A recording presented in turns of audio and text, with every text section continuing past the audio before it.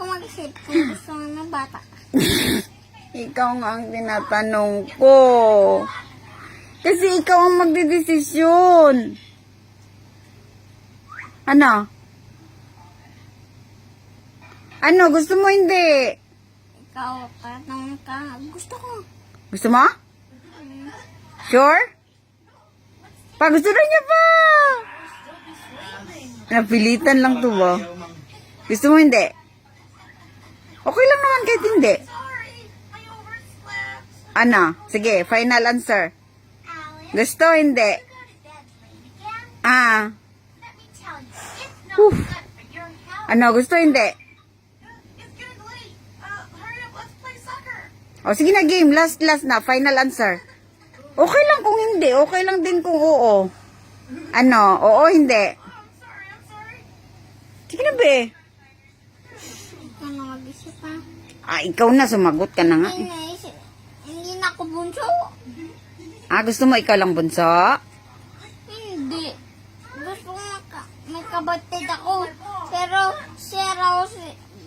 si ate man yung mag-alaga. Bakit ikaw? Ayaw mag-alaga? Ay na. Bakit ayaw mo mag-alaga? Iati ka na rin niya. Ano?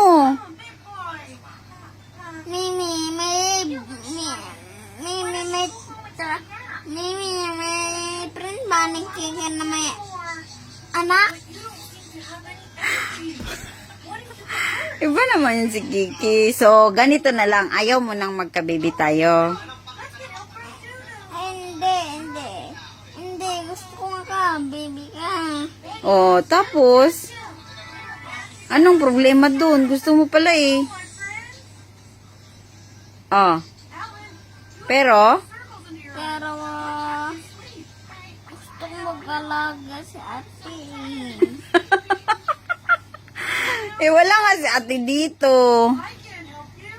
Ikaw ang nandito. O di syempre, ikaw ang mag-alaga. Mami naman. Pwede ba ikaw mag-alaga? Titigil ka na sa trabaho mo. Patay na. Sige na, hindi na ako anak. Ikaw na ang bunso. Appear, bunso. Sige, ang tawag ko sa'yo mula ngayon, bunso. Bunso. I love you, bunso. Hindi na ako mga nakbiyo eh. Ikaw lang ang aking bunso. Kayo lang dalawa ni ate ang aking anakin. Kasi kayong dalawa lang ang love ni mamay. Okay? I love you. Love you din, no? Love you, be. Sumloy?